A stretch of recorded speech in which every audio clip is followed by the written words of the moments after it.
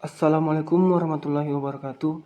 Perkenalkan, nama saya Muhammad Ikrar Nurdin, peserta Latsar CPNS tahun 2022 gelombang 2 angkatan 109 kelompok 3. Pada kesempatan kali ini saya akan menjelaskan materi agenda 3 yaitu manajemen ASN dan Smart ASN yang telah dibawakan oleh Dr. Tunggul Prasojo selaku Diwara BPSDM Provinsi Sulawesi Selatan.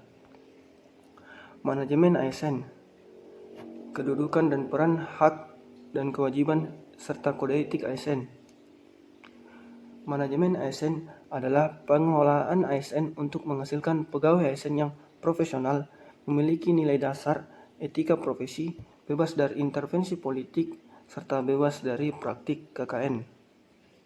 Adapun kedudukan ASN berdasarkan Undang-Undang Nomor 5 Tahun 2014. Yang pertama, ada PNS atau Pegawai Negeri Sipil. PNS merupakan warga negara Indonesia yang memenuhi syarat tertentu diangkat sebagai pegawai ASN secara tetap oleh pejabat pembina kepegawaian untuk menduduki jabatan pemerintahan dan memiliki nomor induk pegawai secara nasional. Kemudian PPPK atau Pegawai Pemerintah dengan Perjanjian Kerja, yaitu warga negara Indonesia yang memenuhi syarat tertentu yang diangkat berdasarkan perjanjian kerja untuk jangka waktu tertentu dalam rangka melaksanakan tugas pemerintahan sesuai dengan kebutuhan instansi pemerintah dan ketentuan perundang-undangan. Fungsi dan tugas ASN. Yang pertama yaitu ASN sebagai pelaksana kebijakan publik. Yang kedua, ASN sebagai pelayan publik. Yang ketiga, ASN sebagai perekat dan pemersatu bangsa. Hak PNS dan hak P3K, yang mana hak PNS yaitu gaji, tunjangan, perlindungan, pengembangan kompetensi, jaminan pensiun, dan hari tua serta cuti.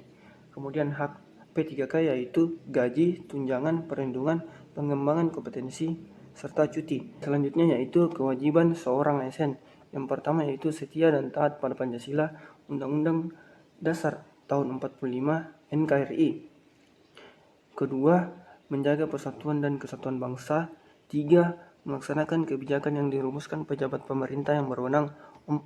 Menaati ketentuan peraturan perundang-undangan. Adapun kode etik dan kode perilaku ASN, yaitu melaksanakan tugasnya dengan jujur, bertanggung jawab, dan berintegritas tinggi. 2. Melaksanakan tugasnya dengan cermat dan disiplin. 3. Melayani dengan sikap hormat, sopan, dan tanpa tekanan. 4. Melaksanakan tugasnya sesuai dengan perintah atasan atau sejauh tidak bertentangan dengan ketentuan peraturan perundang-undangan dan etika pemerintahan. Selanjutnya adalah sistem merit. Latar belakang sistem merit yaitu adanya praktik spoil system dan inkompetensi dalam sistem rekrutmen dan seleksi pegawai.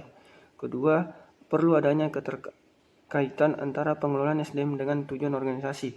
Ketiga, tingkat disiplin, etos kerja, dan budaya kerja ASN masih rendah. Keempat, struktur kepegawaian yaitu kualitas, kuantitas, dan distribusi belum ideal. Sistem merit.